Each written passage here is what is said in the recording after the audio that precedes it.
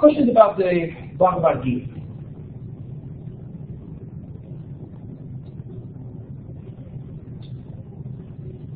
Is one better than the other? For the Bhagavad Gita, this one's better. These two can work, right? They will bring you liberation, but it is better to devote yourself to a deity and engage in a variety of practices to that deity, which we'll talk about here in a little bit. Other questions? Let's talk then about different aspects of Hindu worship.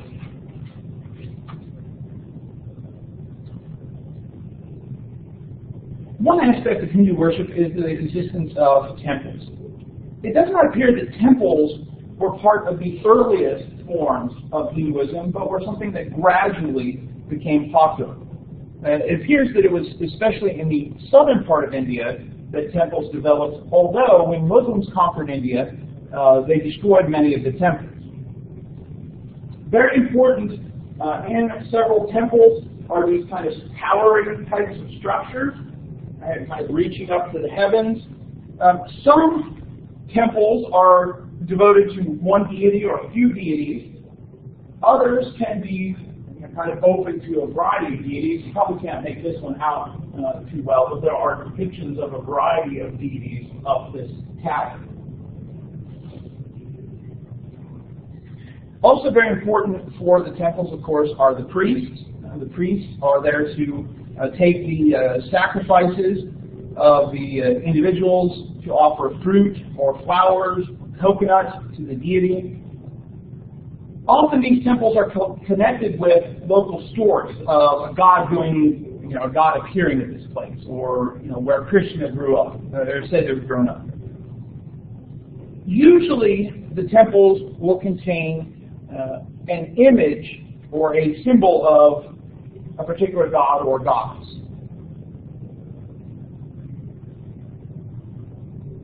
These images vary in conceptualization between people. Some will say that it is just a symbolic reminder of the deity, right? So a statue of Shiva just reminds you that Shiva is out there existing. Others would say, no, there is some aspect of Shiva that is physically present there in the image. And so Shiva is there. These images, or murti, as they're called, are not just found in temples. They could be found in homes or in businesses, all sorts of places to make the deity kind of present in your everyday life. In homes and stores and other places, images are often connected to the practice of puja. Now, puja can be performed at a temple, but for a lot of people, puja or worship is performed at home. And so you may or may not need a religious priest or a priest or other religious figure. And so in the corner you might have a shrine to the particular deity that is the family god or the individual god. And at certain times of day you would offer it food or place flowers before it, usually lighting lamps or incense sticks. Saying of prayers is also very popular. Which means that puja, of course, is very focused on five senses, things that you can see and taste and touch. Organizes the daily routine, right, before you leave for work. Inviting the God to be a part of your daily life. When you return in your evening meal, right, offering food to the deity. Puja can be individualistic, it can be communal, often done in families, but a very important aspect of worship for Hindus. Also important in various types of worship is the saying of mantras. Mantras are a type of prayer. They can be a repetition, and they tend to be repetitions of either certain sounds or certain words, with the idea being that through saying these things, through meditating on their meanings, you can achieve a higher state, you can achieve transcendence. Not necessarily liberation, but that you kind of move beyond the day-to-day life.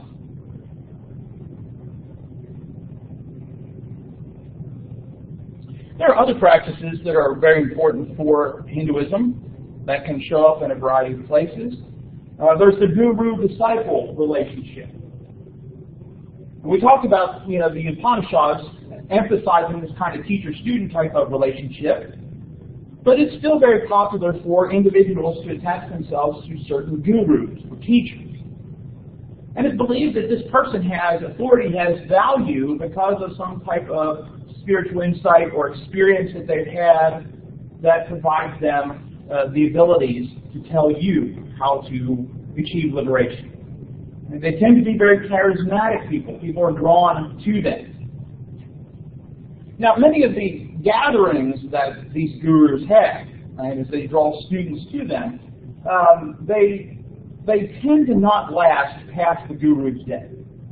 There aren't too many of these schools that become, regular. After the person dies, they still can say, let's continue to hold together. Right? So it's usually very individualistic, connected with the guru. Once the guru passes, people move on.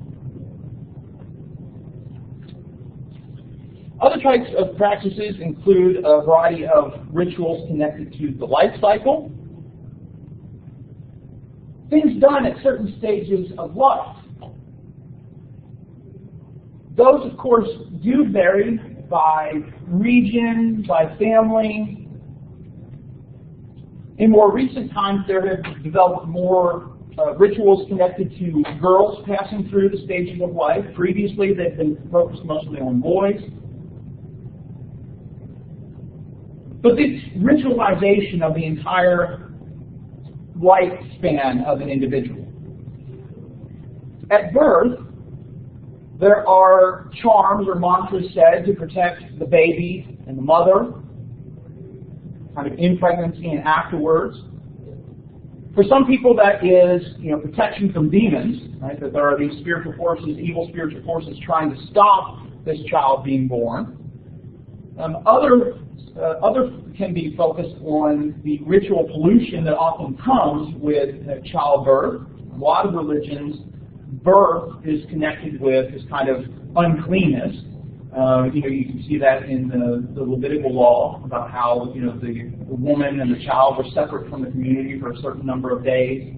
And so this is same kind of thing. So there's different types of rituals related to this pollution of the bodily fluids and all the kinds of things that happen in birth.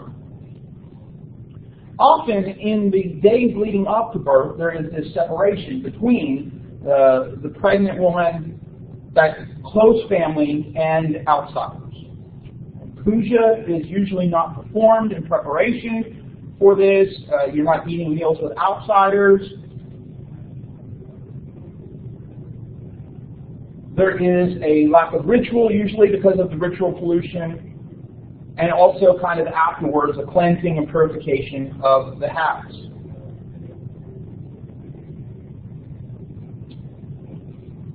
But before we get to coming of age, we'll talk about early childhood. So early in childhood, a formal name is given. Children are often named after deities, especially if the parents have a chosen deity.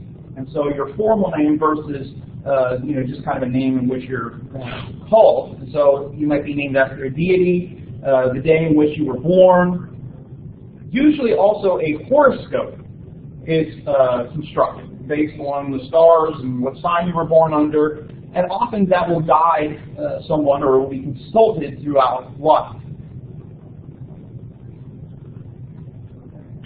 Several rituals, of course, connected with coming of age. Here too, this is a consistent aspect of other religions as well. That moment where the child is coming upon adulthood. Coming of age, of course, differs. And we talked about the bar and bat mitzvahs, where at the age of 12 you're now an adult. Some can be as early as 8 or 9. As far as this kind of you're starting this procedure of coming of age. Often in many of these religions and customs, there are differences between male and female children. Male children, the rituals related to dominance, females related to fertility in a lot of cultures as well. But as you come of age in Hinduism, you're kind of assuming accountability upon yourself. Your actions now count for karma. And so prior to this, you can do a variety of things and they don't, bring karmic consequences. But now, there is this way in which you have spiritual accountability. Boys might start participating in some of these rituals as young as the age of 8, and those higher classes as you begin education, as you begin studying the Vedas. Girls, usually first menstruation is the moment where you're kind of moving along and being instructed in a variety of adult practices, the duties of Hindu women, etc. A lot of rituals connected with marriage, kind of becoming part of a household. Marriages traditionally have been arranged, that continues to be the practice, even for many Hindus who have immigrated to the West and other places outside of India.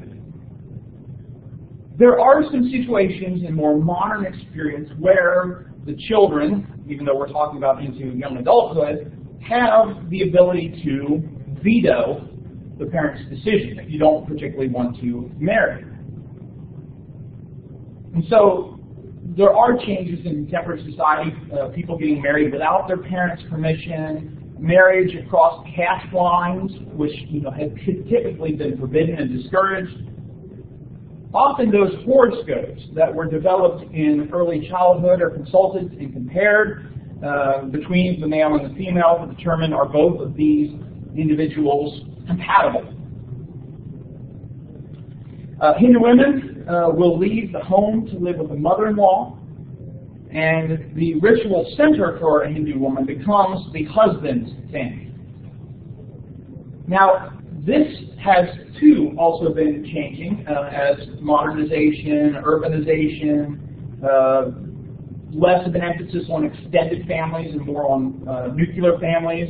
Extended families, usually you were living with the husband's family, but now more and more Indians are living just as nuclear families. And then finally, of course, rituals at death. The ritual pollution of the immediate family can last up to a year, where you're kind of outside of the ritual system. Often, especially in India, bodies are cremated. It is believed that you do so to prevent the deceased from returning as a ghost. Ashes are usually dispersed in a holy river that will carry the ashes throughout India. At the end of that year, there are a variety of rituals that bring the family back into the ritual system, kind of finalize your obligations to the deceased at that year anniversary of death. Excuse me.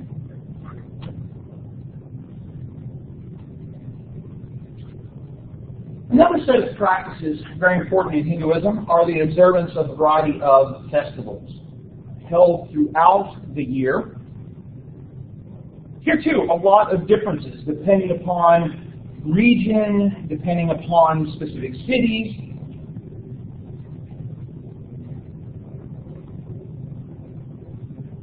There are all sorts of these festivals. I'm only going to mention a few. For many Indians, the New Year is connected to the celebration of Deepavali or Diwali or Diwali. A lot of it depends on this kind of transliteration from Sanskrit into English. But it's focused on this kind of moment of creation, New Year. Deepavali tends to be towards the autumnal equinox, right? So around September, is when it's being celebrated. It is the festival of lights. And so light is very important during Diwali, and you'll see that if you look on some news sites around that time. Usually celebrated to a variety of gods, again based on region. Some has to do with Krishna. Some celebrated in honor of Lakshmi, the goddess of wealth and good fortune, who is Vishnu's consort. So for those that consider it to be kind of the new year, you would focus on wearing new clothes, cleaning your house, setting up lamps. Of course, many today, especially in the West, use Christmas lights, guiding Lakshmi into your house. People have started to send, actually, Diwali cards. Right? So again, another of these Western traditions that kind of gets picked up. I noted on Tuesday about the use of the swastika, inversion of the swastika from the Nazi swastika, basically the other way, but a Hindu symbol long before related to prosperity, usually with the 4 dots, which has become problematic for some Hindus living in some places because places like Germany, obviously, even England, outlaw the depiction of the swastika. And of course, even in the United States and other places, to see something like that, which you usually don't think, oh, it happens to be the other way, and it's not black, and it's these dots, you see it's swastika, right? And so it's really kind of a bad sign. But for Hindus, it's not. It's been a sign for thousands of years related to prosperity, not having a lot of the racial and ethnic things related to what the Nazis did in the middle of the 20th century.